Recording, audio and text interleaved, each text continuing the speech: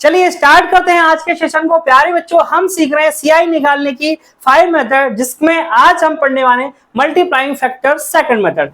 तो जैसे कि प्यारे बच्चों आपको समझ में आ रहा होगा, मल्टीप्लाई फैक्टर, फैक्टर का क्या मतलब होगा, कहीं ना कहीं हम किसी नंबर से मल्टीप्लाई करेंगे तो वो कैसे निकालते हैं हम, वो देखिए पिरामिड बनाना आप सीख लीजिए। देखिए सबसे पहले आपको क्या काम करना है प्यारे बच्चों, मैं पेन चेंज करता हूं। सबसे पहले एक लाइन खींचिए, फिर यहाँ 2 लाइन खींचिए। ओके, सबसे पहले तो आपको ये करना है, कुछ नहीं करना है। फिर देखिए खेल स्टार्ट होता है सेकेंड ईयर के लिए। तो फिर आप क्या करेंगे, देखिए एक एक बाहर लिखेंगे, फिर अंदर अंदर वाले को जोड़िए, एक और एक 2 और इनके बीच में लिख दीजिए, और फिर एक बाहर लिख दीजिए। फिर से समझिए, जैसे कि थर्ड ईयर के लिए मुझे निकालना हो तो सबसे पहले एक को बाहर लिखेंगे, अंदर अंदर वाले को जोड़ेंगे और बीच में लिखेंगे 2 और 1 3, तो 3 यहाँ लिख दिया, 2 और 1 3 यहाँ लिख दिया, एक फिर से बाहर लिख देंगे। फोर्थ ईयर के लिए क्या करेंगे आप, एक बाहर लिखेंगे, अंदर अंदर वाले को जोड़ेंगे, 3 और 1 4 और बीच में लिख देंगे, 3 और 3 6 बीच में लिख देंगे, 3 और 1 4 और इनके बीच में लिख देंगे और एक को बाहर लिख देंगे। तो प्यारे बच्चों ये हमारे कोड बन जाते हैं इस तरीके से। सेकंड ईयर के लिए 2 और 1, थर्ड ईयर के लिए 3 3 1 एंड 4 ईयर के लिए 4 6 4 1, ये हमारा कोड बन गया। जैसा कि मैंने आपको इंट्रोडक्शन मेथड में भी बताया था। तो आपको सेकंड ईयर के लिए क्या याद रखना है, 2 1, थर्ड ईयर के लिए क्या याद रखना है, 3 3 1 और फोर्थ ईयर के लिए याद रखना है 4 6 4 1।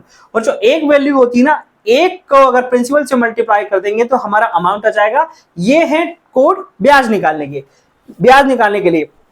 अब देखिए जैसा कि हम डिस्कस कर रहे थे, मैंने आपको बताया था कि अगर प्रिंसिपल, देखिए यहां मैं बात करूं, पेन चेंज कर लेते हैं। हाँ देखिए P इक्वल टू 1000 है, जैसा कि मैंने लास्ट मेथड में आपको बताया था, R बराबर 10%। अगर आपने देखा होगा तो आपको आंसर भी याद हो गया होगा। अच्छी बात है, हो गया होगा तो उससे आपको चेक करने का मौका मिल जाएगा। तो देखिए इसमें हमें करना क्या है, सबसे पहले जो P होता है ना, P पर देखिए P होता है ना, P पर हम लगाएंगे सबसे पहले क्या, रेट का फ्रैक्शन। अब यहाँ देखिए R बराबर है 10%, 10% में फ्रैक्शन वैल्यू हो जाएगी 1/10। तो यहाँ आप क्या करेंगे, देखिए प्रिंसिपल पे 1/10 लगाएंगे। प्रिंसिपल का 1/10 कितना हो जाएगा प्यारे बच्चों, 1000 का 1/10 यानी कि 100। 100 का फिर से आप 1/10 लगाएंगे तो कितना हो जाएगा प्यारे बच्चों, ये 10। 2 साल का निकालना था, 2 बार कर लिया। अब देखिए मल्टीप्लाइंग फैक्टर क्या है, 2 और 1। तो इसमें करिए आप 2 से मल्टीप्लाई तो 200 हो जाएगा, इसमें करिए 1 से मल्टीप्लाई तो ये कितना हो जाएगा, 10। तो देखिए ब्याज कितना आ गया मेरा, 210। अगर आपको इसका आंसर याद है तो 210 ही ब्याज आता है।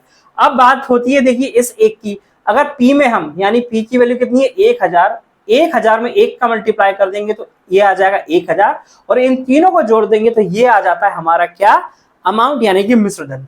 ओके, मैं 3 ईयर के लिए और समझा देता हूं। अगर आपको समझ में नहीं आया तो कोई बात नहीं, फिर से समझने की कोशिश कीजिएगा। जरूरी नहीं है कि कोई भी बात एक बार में समझ में आ जाए। चलिए फोकस फोकस फोकस, चलिए back to on the work. जैसे कि मैं बात कर रहा हूं, इसी को ले लेते हैं, बस टाइम 3 ईयर कर देते हैं। जैसे कि मेरा प्रिंसिपल है कितना प्यारे बच्चों, 1000 पे हम क्या करेंगे, 1/10 लगाएंगे, कितना हो जाएगा ये मेरा 100 हो जाएगा। 100 पे जो आया है ना, देखिए सबसे पहली बार प्रिंसिपल पे, फिर उसके बाद जो आता जाता है उस पर लगाएंगे। इस पे लगाएंगे हम 1/10 तो कितना हो जाएगा 10। 10 पे फिर हम लगाएंगे 1/10 तो कितना हो जाएगा 1। अब क्या करना है, 3 ईयर के लिए कोड क्या है, 331, 331। तो इसमें लगा दीजिए। अब यहाँ पेन चेंज करते हैं, देखिए इंटू 3 तो ये हो जाएगा 300, इंटू यहाँ 3 करेंगे तो 30, और इंटू 1, इसमें तो 1 से ही करेंगे तो 1 हो जाएगा, यानी 331, यानी कितना आ जाएगा 331 मेरा आंसर आ जाएगा। यानी कि प्रिंसिपल 1000 हो, रेट 10% हो, T इक्वल टू 3 ईयर हो, तो ब्याज आता है 331। अमाउंट कितना हो जाएगा 1000 और 331 1331। अब सवाल है सबसे बड़ा क्या प्यारे बच्चों, ये मेथड कहां फेल हो जाती है, कहां पे इस मेथड को हम नहीं लगा सकते। तो प्यारे बच्चों जब भी ध्यान दीजिएगा, जब भी टाइम फ्रैक्शन में हो, टाइम फ्रैक्शन में दिया हो और डिफरेंट रेट दी हो, जैसे कि 4%, 5%, जैसे मैं इसी में बोलता हूं कि R बराबर 10% थी और फर्स्ट ईयर के लिए 4% है एंड सेकंड ईयर के लिए 5% है, तो हम इसको नहीं लगा सकते।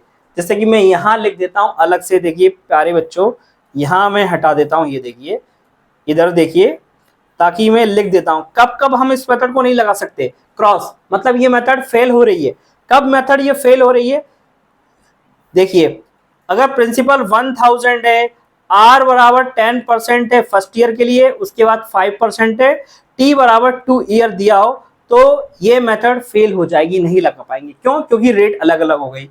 सेकंड कंडीशन क्या बनेगी, जैसे कि P बराबर 1000 है, रेट 10% ही है, लेकिन टाइम पूछ रहा है हमसे 1.5 ईयर के लिए, तो भी ये मेथड फेल हो जाएगी। ओके, तो ये थी इस मेथड की लिमिटेशन। बाकी ये मेथड बहुत अच्छी है। Thank you.